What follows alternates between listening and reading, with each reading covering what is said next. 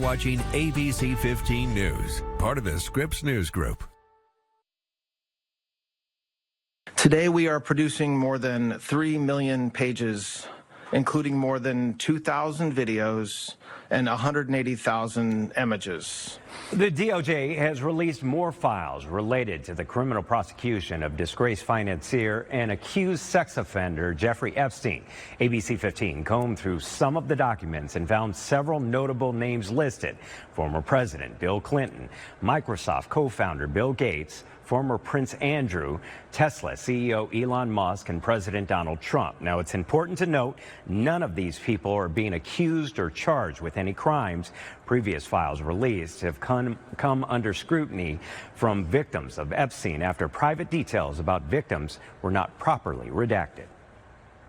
Let me be very clear. The DOJ, when they were recklessly releasing these documents, there were several victims that were not redacted. I take umbrage at the suggestion, which is totally false, that the Attorney General or this department does not take child exploitation or sex trafficking seriously, or that we somehow do not want to protect victims.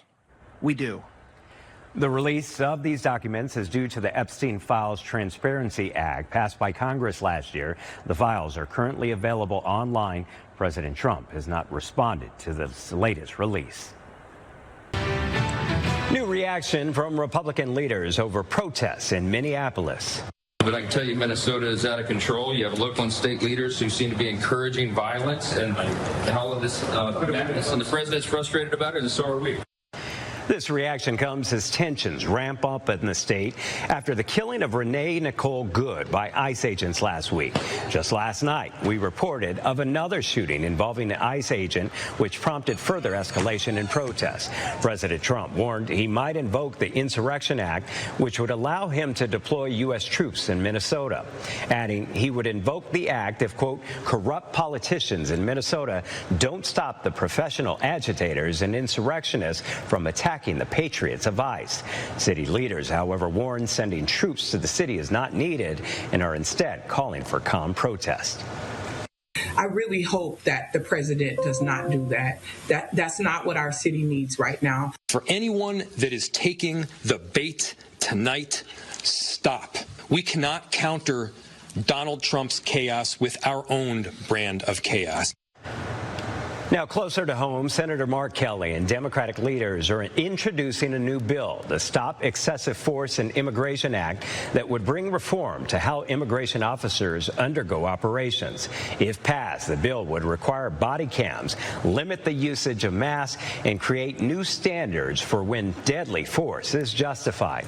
You can watch our full interview with Senator Kelly and read more about the proposed bill at ABC15.com. Before we go, the Arizona Dr. Martin Luther King Jr. Celebration Committee is celebrating its 40th year of operations. Theme this year, I Still Believe in the Dream.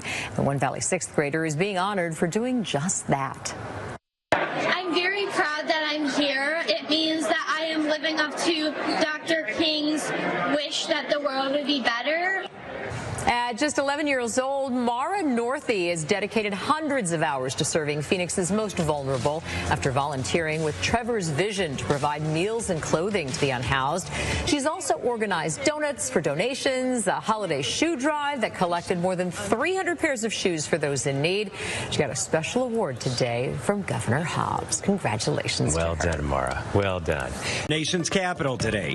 Governor Hobbs at that high-stakes meeting as negotiations between Western states continue. Thank you for joining us for Arizona Tonight. I'm Javier Soto. And I'm Faye Fredericks. Just into the newsroom, the federal government has officially shut down the deadline to finalize a deal midnight East Coast time, 10 p.m. Arizona time. Shutdown comes despite a deal being reached in the Senate. The House could pass a series of spending bills as soon as Monday when it returns from recess. But until then, the government will remain partially shut down, at least through the weekend. Lawmakers agreed to come together and separate DHS funding from a 5-bill package Thursday, but the deal funds DHS for 2 weeks while they negotiate new restrictions for immigration enforcement. Thanks Thanks, Greg. Another issue our Operation Safe Roads team has been covering: e-bikes and safety concerns all across the state.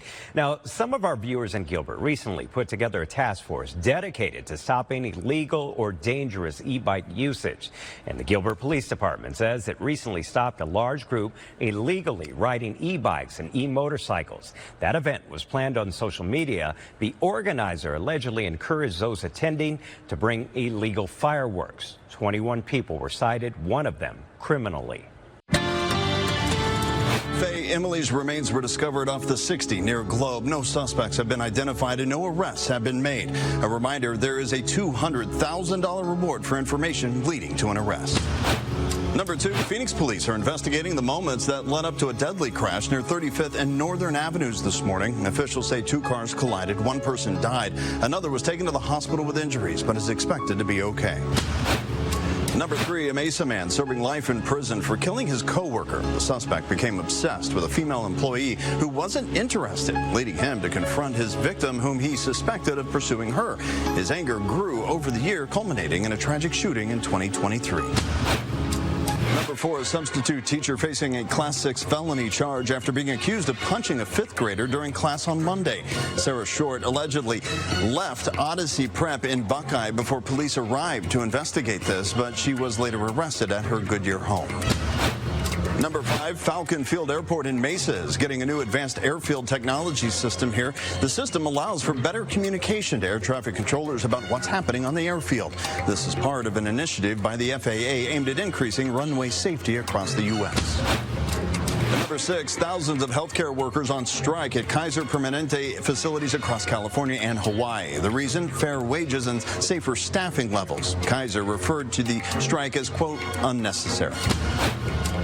Number 7, YouTube and Meta heading to trial in Los Angeles after a mother and a daughter sued the company, claiming the social media apps harm young people's mental health. TikTok and Snapchat were also named in the lawsuit, but the 2 settled out of court. At number 8, the city of Tolleson building a new ADA-compliant pedestrian bridge. You see the image here. The bridge will allow students at Tolleson Union High to safely cross Van Buren Street near 96th Avenue. Construction is expected to be done in the winter of 2027. Number 9, Southwest's new seating policy has taken off. Starting today, travelers can pay extra for a specific seat. Those who do not purchase a specific seat will be assigned one at check-in. The airline will also start boarding in groups like most other airlines.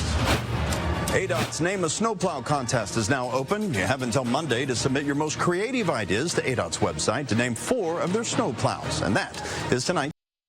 More robots are set to hit Valley streets. DoorDash just announcing they're bringing their autonomous delivery robot, known as Dot, into parts of the Southeast Valley. The robots will join Waymos and human dashers to lighten the workload during busy peak rushes. These robots can reach speeds of 20 miles an hour and can carry as much as 30 pounds.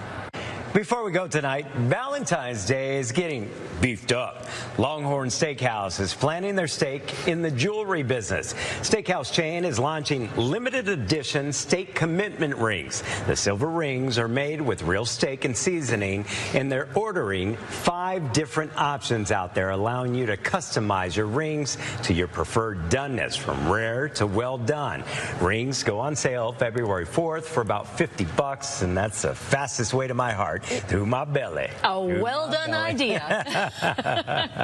Jimmy Kimball's up next. We'll see you back here tomorrow for ABC 15 Morning. Thanks for watching Arizona Tonight.